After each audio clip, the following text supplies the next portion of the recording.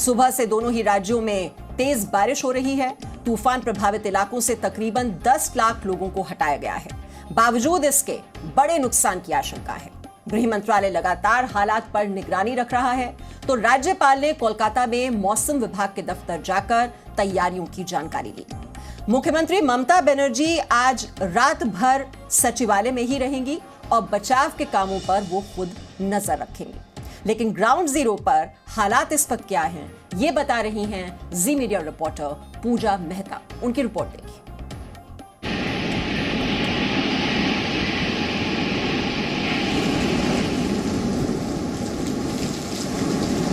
जो लैंडफॉल का इलाका है बालासोर, वहां से दीघा महज 100 किलोमीटर की दूरी पर है।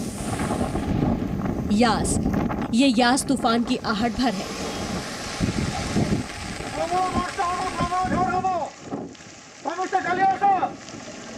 बस कुछ ही घंटों की देर है और फिर देश के पूर्वी हिस्से में यास तूफान दस्तक दे देगा।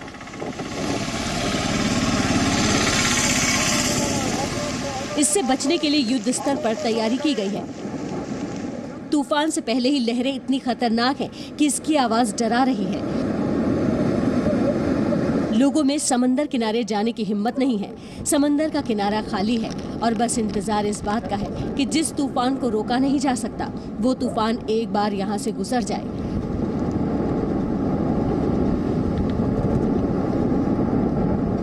अब से कुछ ही घंटों में चक्रवाती तूफान यास बंगाल में दस्तक देगा। कल सुबह 6 बजे से जो लैंडफॉल की प्रक्रिया है वो शुरू हो जाएगी। मौसम विभाग की ओर से ये कहा जा रहा है कि लैंडफॉल पश्चिम बंगाल के सागर आइलैंड और ओडिशा के पारादीप के बीच होगा, बालासोर में होगा और बालासोर से ईस्ट मिदनापुर का ये दीघा इलाका बेहद करीब है। खतरा बंगाल के लिए नहीं टला है, क्योंकि मैं आपको तस्वीरों के माध्यम से दिखाना चाहूंगी। जैसे जैसे करीब आ रहा है समय लैंडफॉल का, तेज हवाएं शुरू हो चुकी है और तेज बारिश भी हो रही है। और अगर आप यहाँ पे वेव्स देखें तो बहुत ही ऊंची ऊंची लहरें उठ रही है, समुंदर उफान पर है। और आप देखिए ये पानी जो काफी पीछे तक जो है जा चुका था, अब जो है फिर एक बार जो है बड़ी हाइट के वेव्स फिर एक बार सामने आ रहे हैं। इंटेंसिटी जो है वो हवा की बहुत ज्यादा बढ़ गई है। रात से ही ये वेरी सीवियर साइक्लोनिक स्टॉर्म में तब्दील होगा। अगले 36 घंटे देश के पूर्वी हिस्से के लिए बेहद महत्वपूर्ण हैं। अब हम आपको ये बताएं कि इस चुनौती से निपटने के लिए क्या तैयारियां हैं, और उससे पहले ये नक्शा देखिए। पूर्वी भारत में पश्चिम बंगाल, ओडिशा, झारखंड और दक्षिण भारत में आंध्र प्रदेश में तूफान का सबसे ज्यादा असर पड़ने वाला है, जबकि अंडमान निकोबार में तूफान का कहर मचाना तय है। इन इलाकों में न सिर्फ 185 किलोमीटर प्रति घंटा की रफ्तार से हवा चलेगी, बल्कि तेज बारिश होने की भी आशंका है। ये पूर्वी मिदनापुर के दीघा की तस्वीर है। यहाँ बड़ी संख्या में गांव में ऐसे लोग हैं जो अपना घर छोड़कर नहीं जाना चाहते थे। इन्हें एनडीआरएफ की टीम ने किसी तरह खाली कराया। सुनिए इन लोगों को कैसे समझाया गया। তোমার সমস্ত বাড়ি আসো, 3 দিন ধরে ঝড় বর্ষা হবো, প্রবল বর্ষা হবো, প্রবল ঝড় হবো, সমস্ত চালিয়ে আসো। সমস্তকে আমার অনুরোধ করেছে আমার পঞ্চায়েত তরফରୁ দীঘা থানা পক্ষରୁ কেন্দ্র বাহিনী এনডিআরএফ সমস্ত আসছি, আমার সিনিয়র দুনিয়া তরফ রয়েছে, সমস্ত আসছে সমস্ত করিয়া পাই। ईस्ट मिदनापुर के दीघा इलाके में जो तटवर्ती इलाका है वहां पर कई गांव हैं और वहीं पर हम आपको दिखा रहे हैं किस तरीके से एनडीआरएफ की टीम्स जो है वो इस गांव में घुसी है लोगों को इवैक्यूएट करने के लिए, क्योंकि यहाँ पर लगातार लोग जो है वो अपने घरों से नहीं निकल रहे। आप देखिए यहाँ पर अभी भी कुछ लोग हैं, तमाम कोशिशों के बावजूद वो अपना घर छोड़कर जो है वो नहीं जाना चाहते हैं साइक्लोन सेंटर पर, क्योंकि बालासोर जो जगह है जहां पर लैंडफॉल होना है उसके पास ही है। हम आपको तस्वीरों के माध्यम से दिखा रहे हैं। अनाउंसमेंट की जा रही है एनडीआरएफ की तरफ से गांव में घुसकर, और कहा जा रहा है कि लोग जो है वो निकल कर साइक्लोन सेंटर में ही रहे।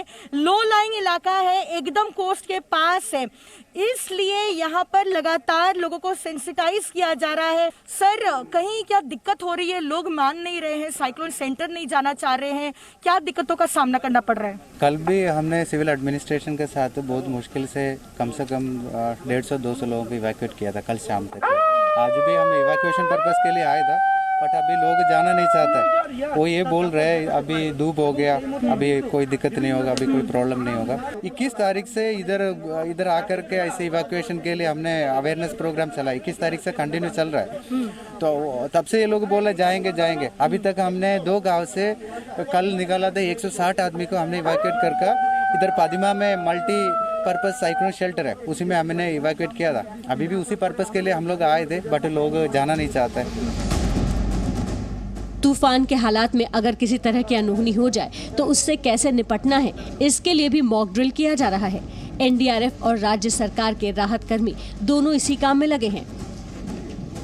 पश्चिम बंगाल सरकार की ओर से अलग अलग ब्लॉक्स पर जो है कमांड यूनिट तैयार की गई है रेस्टोरेशन के काम के लिए, क्योंकि जैसे ही ये चक्रवाती तूफान जो और 12 घंटों में वेरी सीवियर साइक्लोनिक स्टॉर्म में तब्दील होगा, यास जब तट से टकराएगा, इमीडिएट रेस्टोरेशन का काम शुरू करने के लिए यहाँ पर अलग अलग डिपार्टमेंट्स के अधिकारियों को एक टीम में जो है रखा गया है। मैं आपको दिखा रही हूँ, इलेक्ट्रिसिटी बोर्ड है, WBSCDCL वो है, डिजास्टर मैनेजमेंट ग्रुप, साथ ही सिविल डिफेंस और एनडीआरएफ की टीम, फॉरेस्ट, PWD, सारे अधिकारी इस टीम पे हैं, क्योंकि जैसे ही लैंडफॉल होगा उसके बाद ये जो कुछ इलाके हैं जहां पर पेड़ गिर सकते हैं, लाइट पोल उखड़ सकते हैं, रास्ते को, सड़कों को क्लियर करने का काम यहाँ पे किया जाएगा।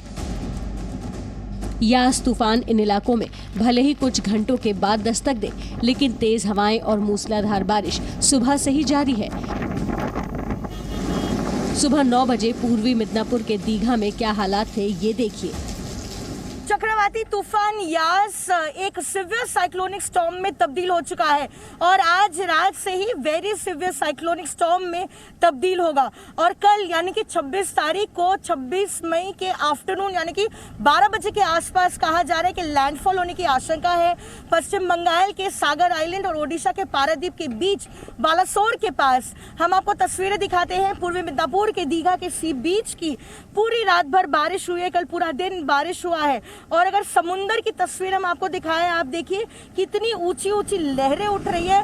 मानिए कि समुंदर जो है उफान पर हो। और साथ ही आपको बता दें, अगर आप देखें पूरी वेदर को, तो काले बादल छाए हैं और मौसम विभाग की ओर से कहा जा रहा है कि जब लैंडफॉल होगा कल दोपहर के समय 26 तारीख को बालासोर के आसपास कहा जा रहा है लैंडफॉल होने की आशंका है, तब तेज हवाएं चलेगी 155 to 165 किलोमीटर पर आवर की स्पीड से। एनडीआरएफ की कुल 109 टीमें तूफान के असर वाले राज्यों में तैनात हैं, जिसमें पश्चिम बंगाल में 35 टीमें हैं, जबकि ओडिशा में 52 टीमों को तैनात किया गया है। एनडीआरएफ जमीन पर राहत में लगी है तो कोस्ट गार्ड के जवान समंदर की निगरानी कर रहे हैं। तूफान से निपटने के लिए 19 जहाज और 4 एयरक्राफ्ट तैयार रखे गए हैं। अंडमान में भी कोस्ट गार्ड के जहाज तैयार हैं। दिल्ली में हमारे रिपोर्टर कृष्ण मोहन मिश्रा ने कोस्ट गार्ड के आईजी से बात कर तूफान से निपटने का उनका प्लान पूछा। सुनिए उन्होंने क्या कहा। बहुत सारे तूफान 2017 के बाद भी आए, किसी ने थोड़ी सी ज़्यादा तबाही की, किसी ने एकदम कम की।